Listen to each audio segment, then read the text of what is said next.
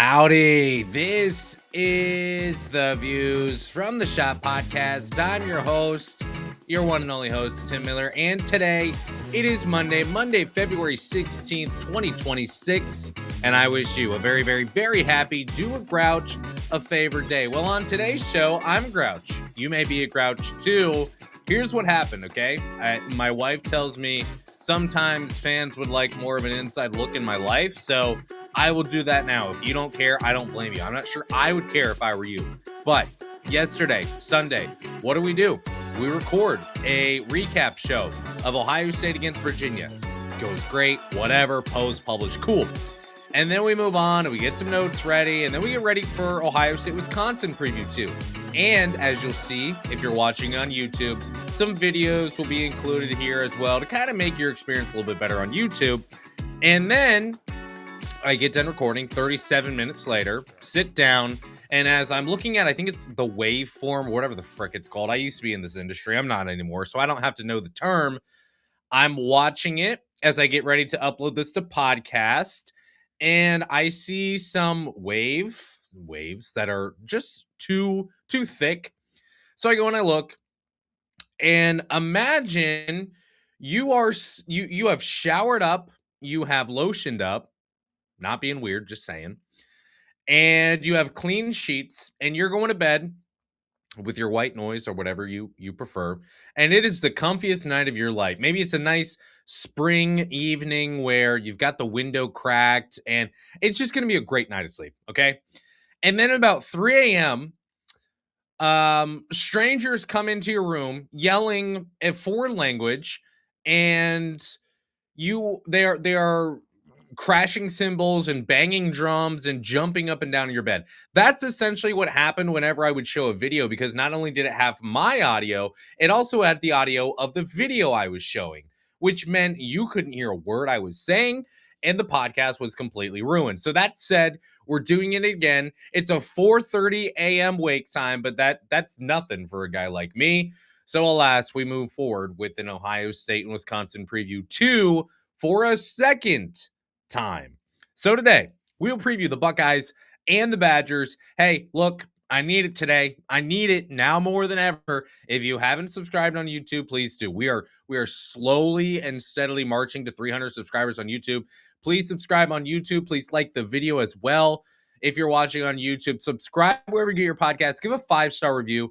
Those are always so wonderful because we cannot let the Nut House win. And follow on the socials. It is a cesspool out there, folks, but hey, I'm not going to contribute to that, so please follow on the socials as well. Woke up to a DM this morning from someone who knows better asking me questions, and I will not be responding.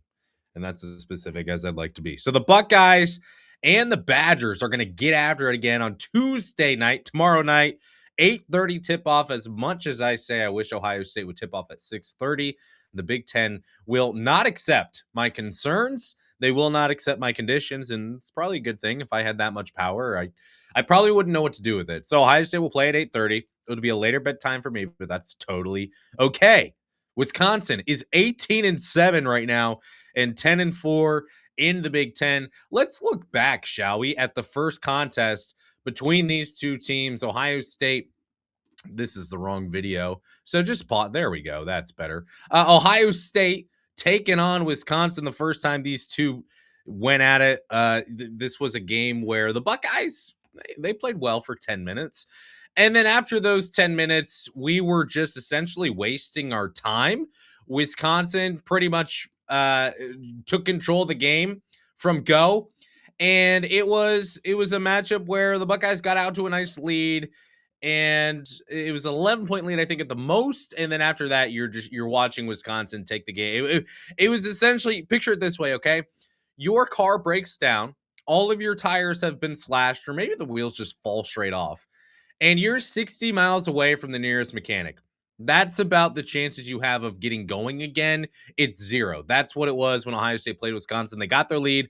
Once the Buckeyes lost their lead, the game was pretty much over from there. So in that game, Ohio State did hold Wisconsin shooters at bay. They only made 9 3-pointers. I made a big deal in the first preview episode saying, hey, if Ohio State can stop Wisconsin from three just a little bit, they're going to have a real shot to win the game. They did do that, but it still wasn't enough as Wisconsin had a bunch of paint scoring in that game as well. Christoph Tilley did not look right. It was his worst game of the year for Ohio State by far, statistically, eye test, whatever you want to take from that game. Christoph Tilley did not look good whatsoever. He goes 0 of 8 from the field, finishes with a goose egg in the scoring column. The Wisconsin backcourt duo was better than Ohio State's backcourt duo. Nick Boyd and John Blackwell were fantastic for Wisconsin, whereas on Ohio State's side, Bruce Thornton was pretty good. I think he had 18 points in that one. John Mobley Jr. did not pull his weight. However, someone on Ohio State's side who did pull his weight was Taison Chatman. Chatman reached his career high in scoring for a second straight game after doing it a first time against Penn State. And in that game against Wisconsin, he made all 4 of his 3-pointers attempted and scored 14 points. Again, Ohio State led by 11 in this game. Wheels fell off, and that was pretty much it in that one. So, as we now look ahead to Ohio State taking on Wisconsin for a second time, you know how these shows go when we have a rematch. I'm not going to give you a full breakdown and background on a team because you've already seen them, and hopefully you've also already heard it. So, if you're looking for that, go back to the Wisconsin Ohio State preview episode. The first time Ohio State Wisconsin played, it's still relevant for sure. I'm just not going to do that again. So, with that said, instead, I'll go with kind of my biggest questions, my thoughts on the game, more of a narrative type preview show, I guess you could say, for this one. So that's what we'll talk about here today. Thanks for being here, and good morning. I hope you're bright-eyed and bushy-tailed. I don't really feel that way.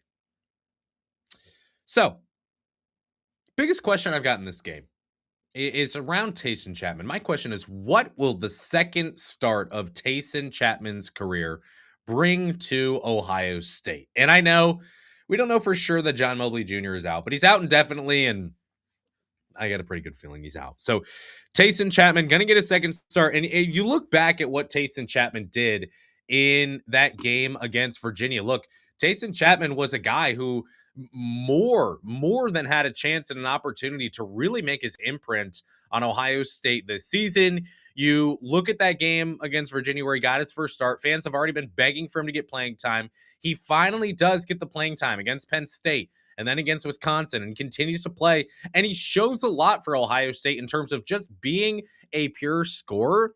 So that was encouraging. But then he gets to start against Virginia and he scores 4 points. He made 2 jumpers to start the game. From there, he was completely non-existent. This was a chance for him in his first start, national TV, a primetime game, 8 o'clock on Saturday night, playing a ranked opponent, playing a quad 1 game, and Taison Chatman, he just did not live up to the hype that potentially he could have gotten had he played a much better game. It was a disappointing outcome and performance from Taison Chatman in that game against Virginia. So now we would expect him to start again in this one for Ohio State. And the good thing I would say is that the last time he played Wisconsin, he looked really, really good, scoring 14 points in 17 minutes. Again, he made every single attempt from behind the 3-point line, all 4 of those, added an assist as well. He was just a good offensive performer for Ohio State. Now, his defense at times, sure,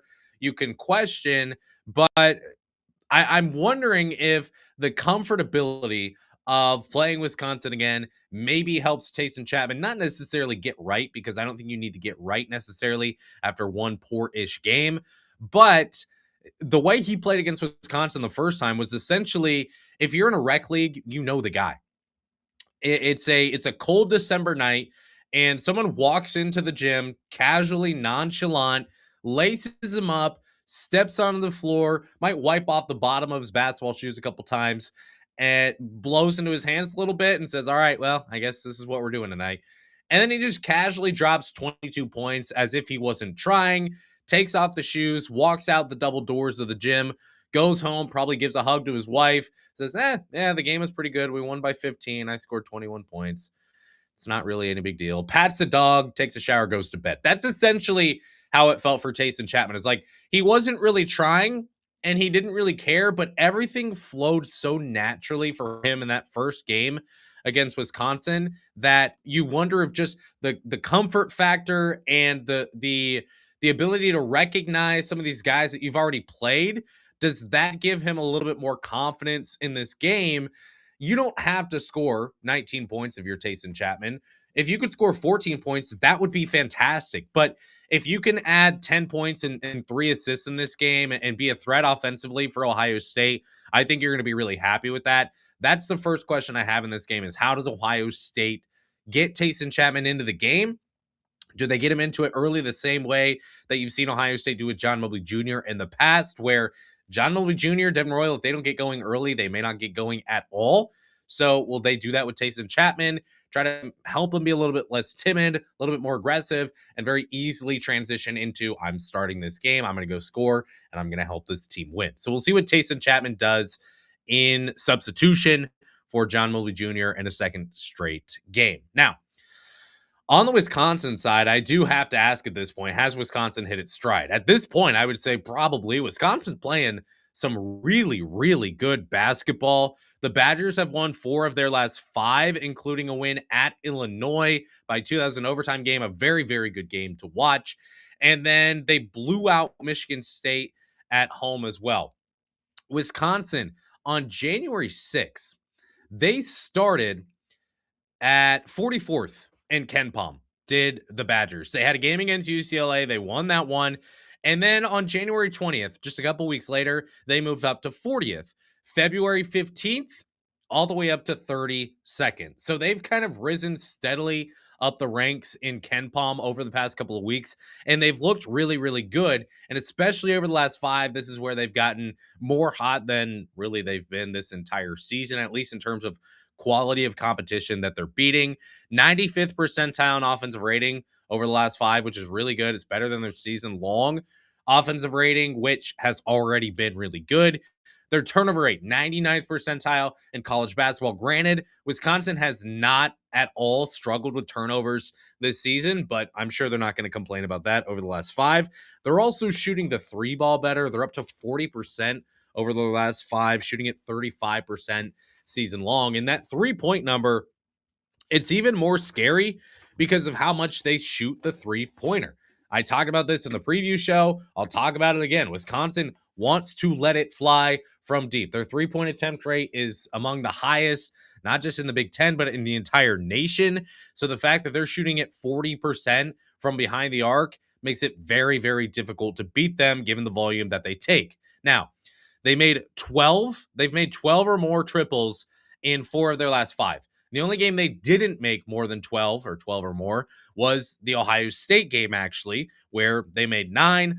Other than that, I mean, they made 15 against Michigan State. They made 16 in that win against Illinois. So they're on fire right now from deep is Wisconsin. Now, as good as they've been offensively, there may be some room for hope for Ohio State to take this game from the Badgers. The first thing that I look at is Wisconsin defensively. They haven't necessarily been stellar at times in over stretches so far over the last 5 games. The defensive rating has skyrocketed. You don't want your defensive rating to ever skyrocket. It's gone from 109.5 across the season all the way up to 114.7 over the last 5. So defensive rating not as good. They're giving up more points per possession. They allowed 90 points to Illinois. Obviously, that game in overtime, but still worth noting. And 82 to Ohio State. And I mentioned 82 to Ohio State because a lot of fans right now, obviously most fans, all fans, very upset with where Ohio State basketball is. And after that loss to Virginia, they would probably give no credit whatsoever to Ohio State at this point. So if that's the case, then you got to say, well, if Wisconsin's going to give up 82 to the Buckeyes, that's not very good for Wisconsin's defense, right? Both of those things must be true. So the reason that Wisconsin has started to allow a few more points and they struggled a bit defensively, it's been their production on the defensive glass. And this is something that Ohio State would love to hear after what's gone down against in games like Michigan and Virginia, teams that have really crushed them rebounding wise recently. They've gone from 92nd percentile in defensive rebounding rate and they have cratered, dropped all the way to 53rd percentile in defensive rebounding rate over their last 5 games. Again, exactly what Ohio State needs at this point. So they've really struggled on the defensive glass. They've also been worse defending the 3-point line. Teams are now up to 36% from the 3-point line against Wisconsin over the last 5.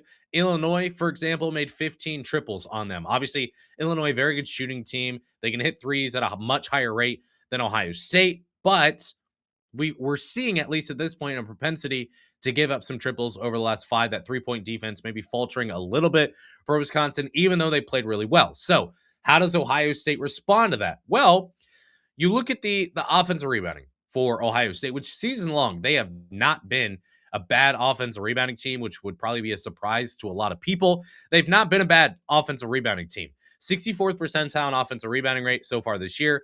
Yet the issue is that you have a pretty good mark in terms of offensive rebounding, and your inability to turn offensive rebounds into second chance points is mind-bogglingly bad for Ohio State. 64th percentile in offensive rebounding rate, 16th percentile in percentage of points that come from second chance opportunities. So how you're pulling in those offensive rebounds and not scoring hardly at all is a question I have. I don't know if that's a Jake Diebler question. I don't know where the question is at that point for Ohio State. A lot of people would pin that on Jake Diebler, and that's totally fine.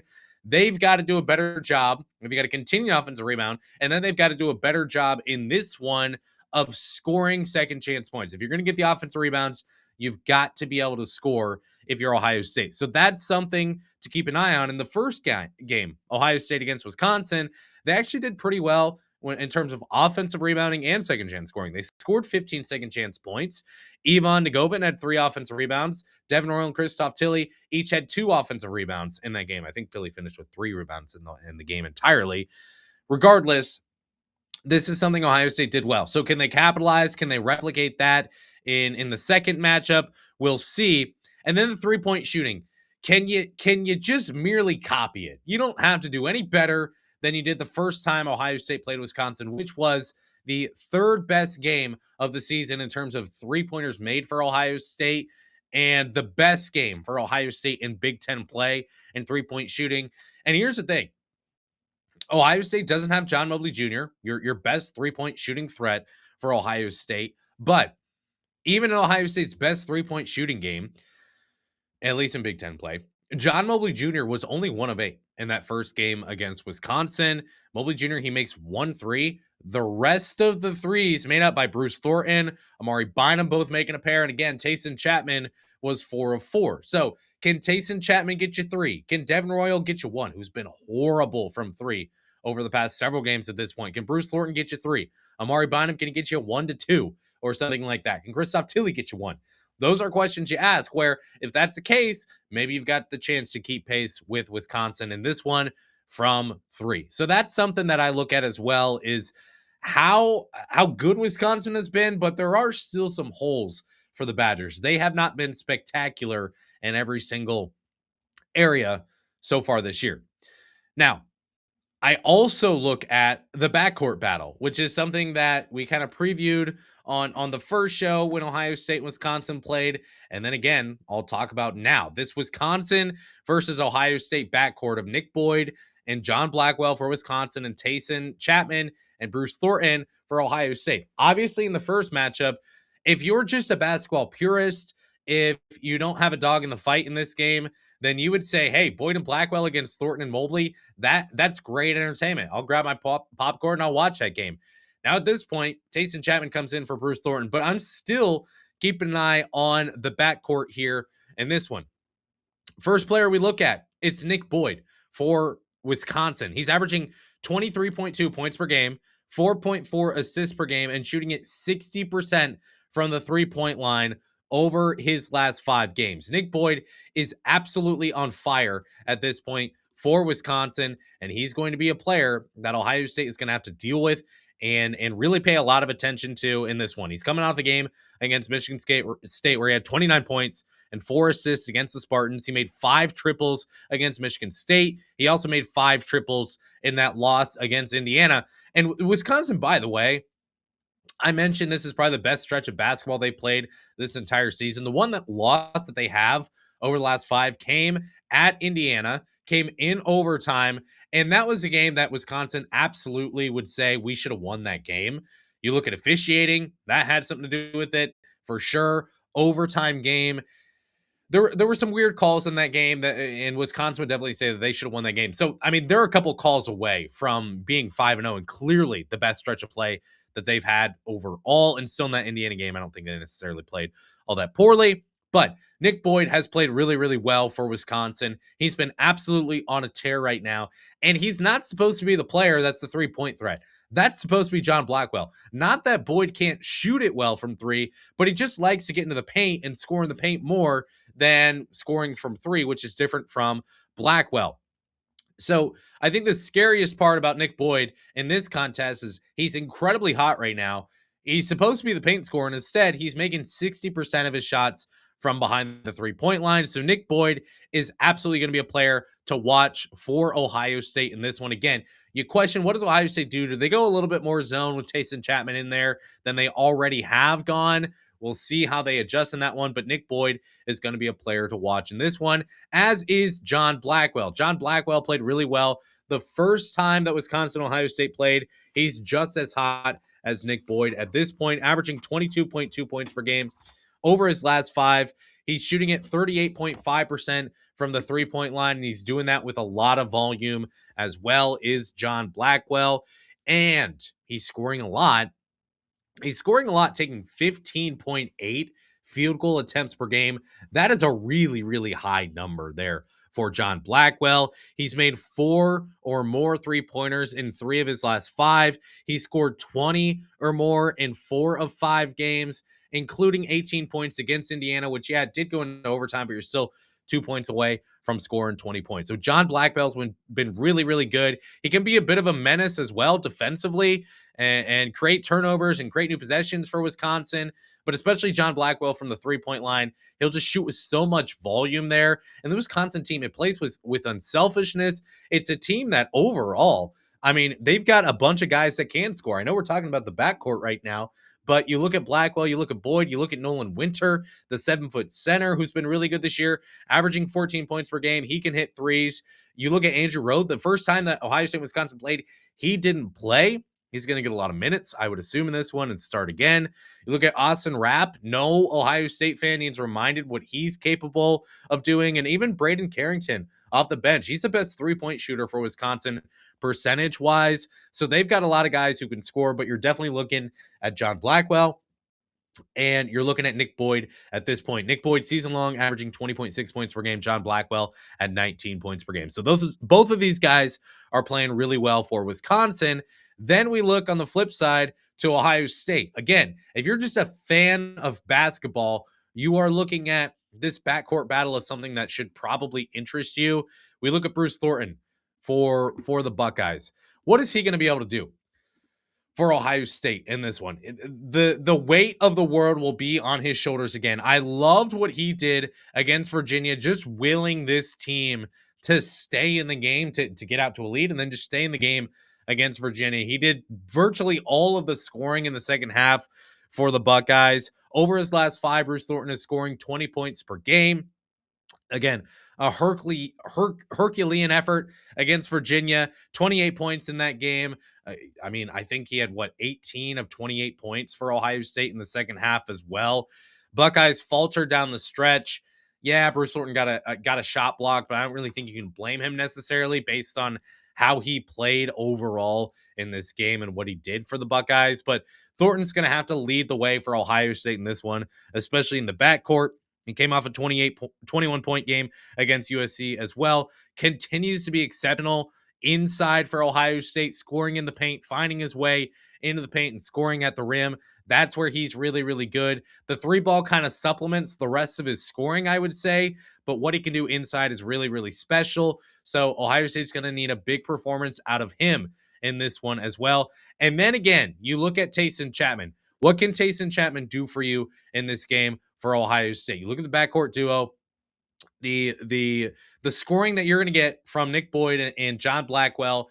Can you come close to keeping it tight if you're Bruce Thornton and Taison Chatman. Taison Chatman, it would be great if he popped off in this game. He had 18 points. He makes a couple of threes. And if that's the case, I think Ohio State has a great chance to win the game. I'm not sure that that's going to be what happens in this one, but you can't have another 4-point performance like you did against Virginia. Chapman's going to have to bring more offensively for Ohio State in this one in order for the Buckeyes to win. Now, as we talk about in order for the Buckeyes to win, how can Ohio State do it? I think that's the big question that we all have heading into this one, especially knowing how well Wisconsin is playing at this point. What can the Buckeyes do to win this game? And look, I don't think it's all that different from the first time Ohio State and Wisconsin played. I think that Ohio State's going to have to stop a red hot offense that shoots and makes a bunch of threes. That's probably the biggest concern I would have in this game. However, Ohio State's 3-point defense has been good. While its adjusted defensive efficiency has fallen now to 72nd nationally, that's really not a good number whatsoever in the grand scheme of things. Their 3-point defense is still 44th in the nation. So I just think as you look at Ohio State and you know what they do offensively, and you know the struggles they have defensively, you're going to have to stop the three ball in this game. It's pretty simple. It doesn't have to be rocket science sometimes. Wisconsin, their ability to make threes, especially over the past 2 games, as well as they shot from the 3-point line this entire season, as much as they shoot from the 3-point line, that's the number one matchup. If Ohio State wants to win this game, they're going to have to limit threes like they did the first time Ohio State played Wisconsin. The other thing the Buckeyes are going to have to do in order to win this game, they're going to have to win in the paint. They're scoring 35.8 paint points per game. We know Bruce Thornton, Devin Royal, Amari Bynum, Christoph Tilley, Yvonne Negovin, coming off the bench, probably Puff Johnson, whoever you want to talk about for Ohio State, the guys who are scoring for you, they're scoring in the paint. Bruce Thornton, primarily, he wants to score in the paint. The three ball, again, will supplement his offense, but the three ball is not what Ohio State has. They don't have the spacing. They don't have guys who can just knock down threes whenever they want to. You don't get all that nervous about Amari Bynum taking a three. You don't get all that nervous at all at this point about Devin Royal taking a three. I mean, you might as well. With as bad as he's shooting, if I'm going in to defend Devin Royal, I'm daring him to take the three. I'm begging him to take the three and not drive on me because of how bad he's been from the 3-point line. Until he shows he can make them, hey, I'm standing with my foot on the block. Enjoy that corner three, Devin. Ohio State offensively, they're much stronger scoring in the paint than they are scoring anywhere else. The difference here is that Wisconsin is allowing only 30.7 paint points per game. So that's a strong paint defense. Ohio State only scored 30 paint points in the last game against Wisconsin. They're going to have to be better in this one in order to pull out a victory. Now, what does the BIP say about this game? Well, even without John Mobley Jr., the BIP actually has Ohio State favored by 1.5 or a point and a half. You probably wouldn't believe that, and I don't believe it either. The BIP has been pretty spot on so far this year. When it comes to the spread, it's generally within a point plus or minus. So I would expect maybe Wisconsin's favored by 2.5 at absolute most, maybe 1.5. Maybe Ohio State somehow is favored by 2.5. That's the number I would expect in this game. That's going to be a razor thin margin between Ohio State and Wisconsin. Even as impossible as it feels, it looks like the spread is going to say, hey, Ohio State's got a real shot to win this game. You look at the total as well. That's projected at 159.5. Now, Ohio State has not lost 2 games in a row in this entire season. The first loss of the year for Ohio State came against Pitt. And after Pitt, Ohio State went to Northwestern. And you may say, oh, they went to Northwestern. That's no big deal whatsoever. Well, we've seen in past couple years, it's kind of a big deal to go win at Northwestern. Ohio State won that game. Then they lost to Illinois the next game. And then they beat West Virginia in overtime. Lost to North Carolina, beat Grambling State, whatever. They've also had some losses too, like the Michigan loss, both of those. You beat Penn State and then you beat USC. The Penn State one, not impressive whatsoever. The USC win, yeah, that's a good win. There was also a loss at Wisconsin, and then you beat Maryland. So not a big deal. So some of the games, I think, is more so a product of the schedule than Ohio State being really all that gritty and not losing 2 games in a row. This is another opportunity for Ohio State to not have a 2-game losing streak this season. Here's what I believe about this game. I think that Wisconsin's 3-point shooting, I think that Wisconsin's overall scorching hot play is just going to be too much for Ohio State, given that they're not going to have John Mobley Jr. I don't know that you can replicate how you played and how you defended Wisconsin the first time around and keep them from making 3-pointers and do that again, especially coming off 15 to 16 made 3-pointers against Michigan State and Illinois.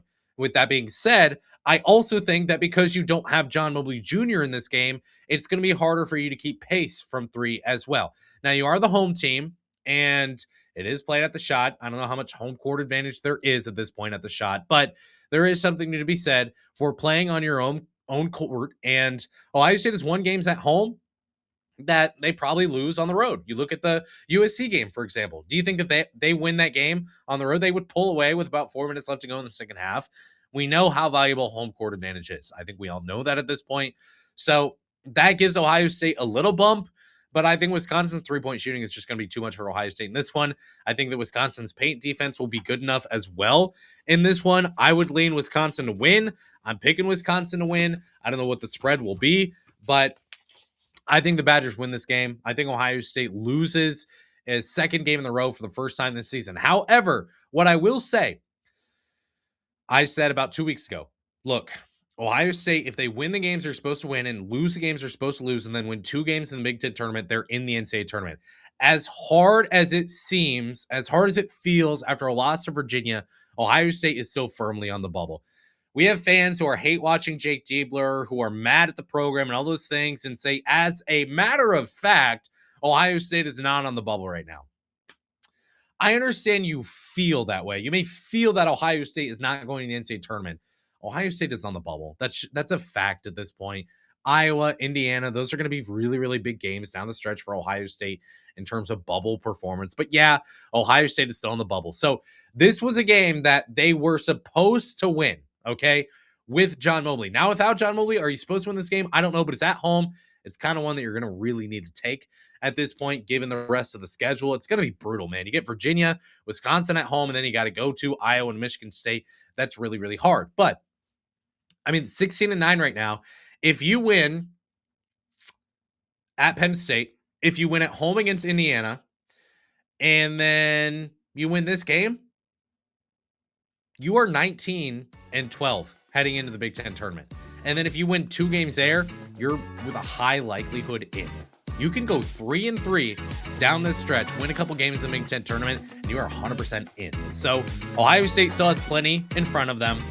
Without John Mobley Jr., it makes it really, really tough. But Taison Chatman, man, he's a good offensive player. We've seen it.